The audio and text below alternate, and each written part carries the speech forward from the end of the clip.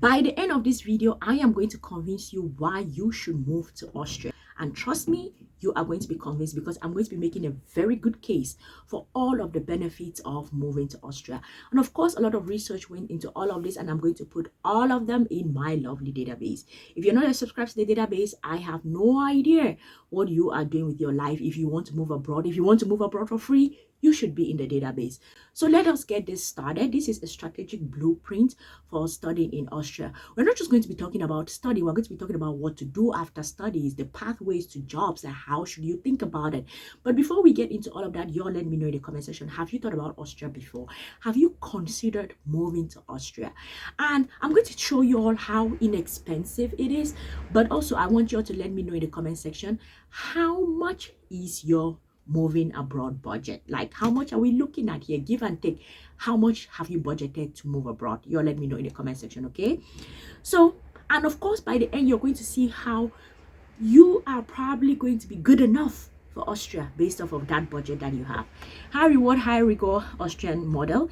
You have the reward, you have the reality. The reward is world-class public university system. You have tuition is about 726 euro per semester. You see how that your money will be okay. You see how that your budget will be okay. And then direct pathway to a 12-month post-graduation work job visa. That is a very good thing. And then the reality here is uncompromising inflexible bureaucracy, high cost of living, and strict academic pacing. To be honest with you, I think that the concept of bureaucracy in countries abroad now is getting to be normal. In Japan, they have all of these rules and regulations that they have put in place. All countries are getting stricter when it comes to things that are related to immigration, but y'all see the benefits. So let me know in the comment section, are you considering Austria? Have you thought about Austria before? Do you think that it will be good for you to move to Austria? Y'all let me know. Okay. Let's look at the Austrian admissions. They require physical perfection. Language reality, even for English taught programs, C1 German is frequently required for overall admissions or entrance exams, which means that if you want to go to Austria, number one, you have to learn German. So you can start learning German. Y'all let me know. In my country, they have the Goethe Institute where you're able to learn German in your country. How is it for you all? When I got my scholarship to come to Japan, I spent 1 year trying to look for a place to learn Japanese, and there was no place to learn Japanese in my country. Other places to learn German in your country, y'all let me know in the comment section, okay? And then you have the wet ink rule. Digital signatures are widely rejected. Documents must have manual wet ink signatures and embossed seal. My goodness, why are they living in the 15th century? And then only digitally generated documents carrying the official Austrian signature are accepted without wet link. That is crazy. And then legalizations, you have to apostilles and certified translation takes months, so you have to start early. Oh my goodness, wow. I don't think I have seen any country that is requiring, like, what are they scared of? Like, people are going to fake stuff or whatever. Anyhow, put it this way, this is one of the obstacles that you will have to go through. If you're someone that you're looking for affordable places to study abroad, there are certain hoops you will have to jump, and this is one of the hoops. So I hope that you all are strong enough to be able to jump through these hoops, okay? Now let's look at planning. Will cost you a full year. Wow, why? Admissions, entrance exams, they require up to 2 months in advance. Okay, housing, you must secure formal rental contract for your housing. Or our visas. Visas, D and residence permit applications take 3 to 6 months. So these 3 tracks must run simultaneously for 6 to 9 months before arrival. I think that 6 to 9 months, this is us here, April. This is April here. So if you start your process 6 to 9 months, by early next year, you should be ready to move to Austria if you do all of the things, because this is 6 to 9 months simultaneously, right? So you can do one alongside the other. So I think that you can do it. You can do it. If you do it by early next year, you will be able to move to Austria. Now let's look at housing. It's a legal prerequisite, not an afterthought. The visa block. A residence permit will not be issued without a confirmed minimum 3 months rental. Whoa. And then the financial reality, if your rent exceeds 300 euro per month, and Austrian government requires you to prove additional cash funds, okay, but how easy is it to get these houses?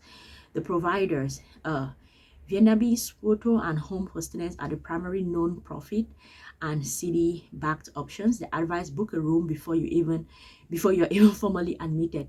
I think that this is also one of those things that you should ask your university. If you go through the process of asking your university, if you're going to apply to a particular university, ask them for advice on housing, because most of the times universities have a accommodation, and you can apply to live either in the student accommodation, or at least they can give you some information about accommodation outside of campus. So I think as a foreigner, as a student trying to apply there, that is your best shot so far. So the true cost structure extends far beyond tuition. So you have the tuition, which is 700 for non-EU student. That is what you can see. And then they have a mandatory student fee of about 25 euros. So that is like the things you see above the iceberg. But below the iceberg, what are the things that are costly? Student insurance, you're going to be paying about 79 euro per month. Living expenses, it goes to about 1,300 per month for housing, food, and transportation. And then bureaucracy fees like consular, translation, legalization, and residence permits. I think that most of the time, regardless of whatever country that you're going to, there are the costs that are really known in terms of tuition and everything. And then these hidden costs are still there: rent, housing, accommodation, food, legalization.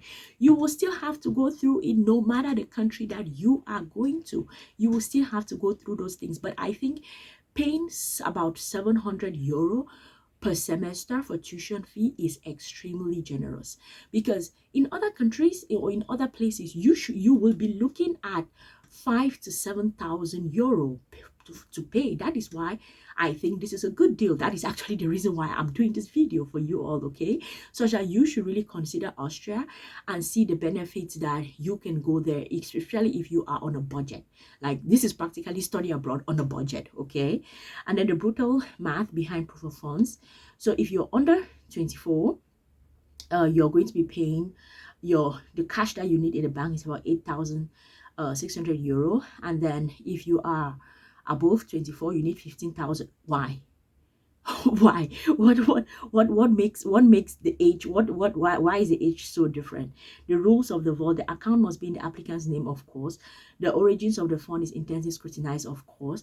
But what is the reason for this huge difference based off of age? Because the thing is, if it is based off of location, where you're living in Austria, for example, if you're living in the capital versus you're living in the regions, it makes sense you're going to need to spend more. But differences based off of age, I'm not sure what that is about.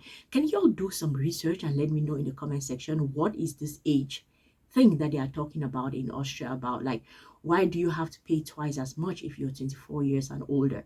That makes no sense to me at all. All right, bringing your family. Yeah, bringing your family abroad on a budget. That should be the title of this video. Bringing your family. So if you have step one, the couple, as a couple, just you and your spouse, you require about 2,000 euro per month. So for 12 months, they want 24,000 as your proof of funds. And if you have a child, they are going to add 201 euro per month for a child. So 12-month cash requirements for a family of 3 goes up to about 27,000 euros. So the reality check: proof of accommodation must scale to family size.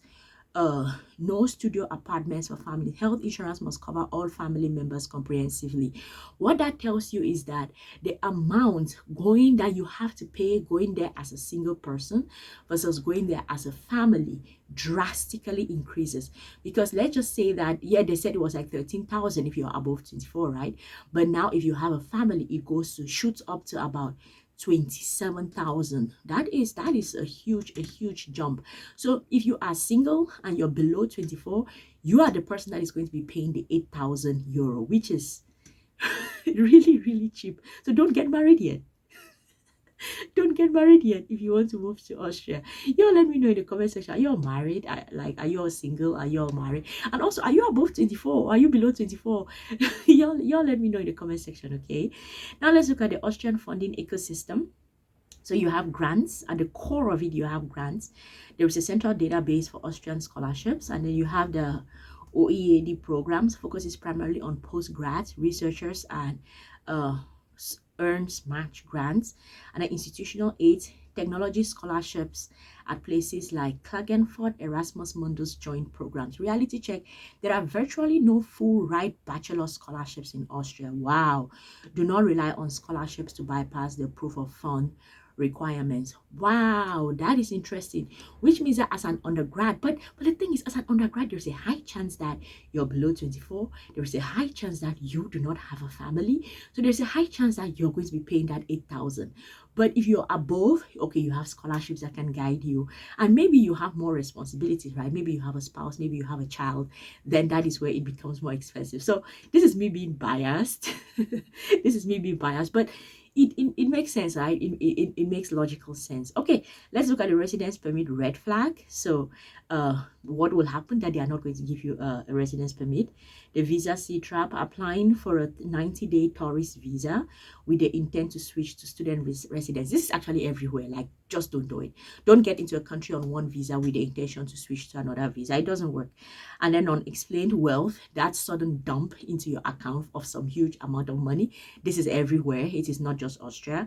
And then travel versus comprehensive travel insurance is only valid for entry. The permit requires a contract for a all risk coverage, valid in Austria.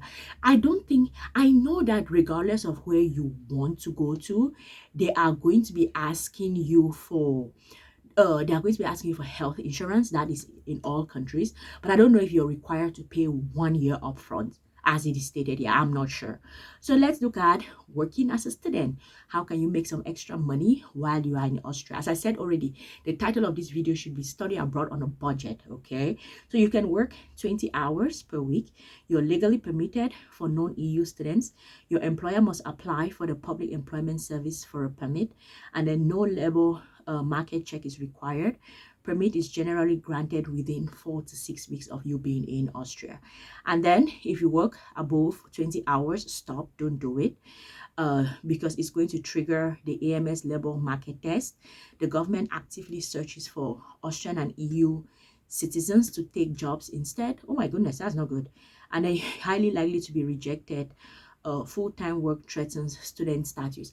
I think this is like a general rule in all places, because the idea of, number one, you're a student first, and then you can now work in order to make some extra income. You are not a worker and then a student second. That it doesn't work that way. So above 20 hours, you should not be working. Like, just don't do it. Now let's look at what are you going to do in Austria when you're finished your studies. How is the job market looking like? The job market reality favors STEM and fluency. Oh wow, okay. If you have German language skills, you have a good safety net. The safety net, all graduates receive 12-month extension period of their residence permit strictly to seek employment matching their qualification level. This is also the case in Japan.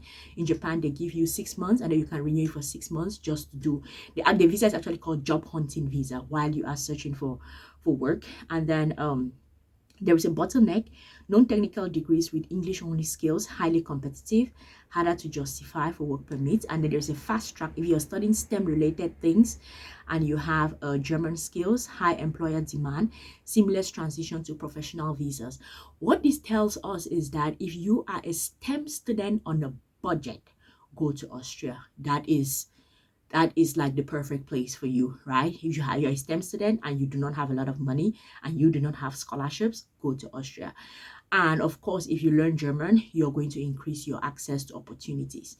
Because with social sciences, especially jobs that require communication, that is where it really gets tricky, because you have to speak in the language. And if you cannot speak in it, then how can you do your job? But for STEM people, you can actually just work without necessarily talking with as many people, right? So adapting to the cheeky teenager culture society, there is a high quality of life, exceptional public transit, robust social care. That's good. Bureaucracy, respect formalities, register your address within 3 days of arrival. That is everywhere. Even in an English taught master's program, learning German is the greatest lever for securing housing, internships, and social integration. To be honest with you, when we look at this cheaper study abroad destinations, one of the highest things that can reduce your cost is learning the language. And the good thing with learning German is that you can study in Austria, you can go study in Germany. So German actually gives you some kind of opportunities in more than one country, right? And I think in so many countries, you can start learning German in your country. As I said already, y'all let me know in the comment section. Do you have a place to learn German back home? Y'all let me know, okay? So this is how you're going to move from a student to getting your residency card. Okay, number one, you should maintain your status, successfully earn the 16 ECTs per year to legally renew your student residence permit, and then the 12-month window, transition to post-graduation job seeker permit. No labor market test is required for employment during this phase as a job searching phase. And then the red cards for graduates. You secure a job matching your degree level, earn a local customary gross minimum salary. For junior employees, the result, you're going to be granted temporary settlement with a direct path to permanent residency. Do you see why you should go to Austria? Have I made a compelling case on why you should go to Austria? So let's look at the timeline that you're going to work with. So you need 12 to 9 months timeline. So you're going to, number one, secure that 10 to 15K proof of funds, and then you register for the entrance exam. The next thing, secure your formal housing, because that is what you should do. The next thing, apply for the visa, because that is very important. And then the next thing, you arrive in Austria, and then of course study. And then when you're done with your studies, you activate your 12-month job seeker visa, and then you secure your red card. Do you see? I have practically moved you all from a student in some foreign, like right now where you're located in your home country, you do not know everything, to how you are going to practically get permanent residency in Austria. All of that in 16 minutes. Tell me how this is not amazing. As I said already, a lot of research went into making this video, so all of the resources are going to be here in the database. Sign up for it, and of course read. Do some, if there are some things that are confusing, go back and read. And of course, if the database has a ton of information, so you can learn about other places, other locations, and how to submit your applications. All of that is going to be here.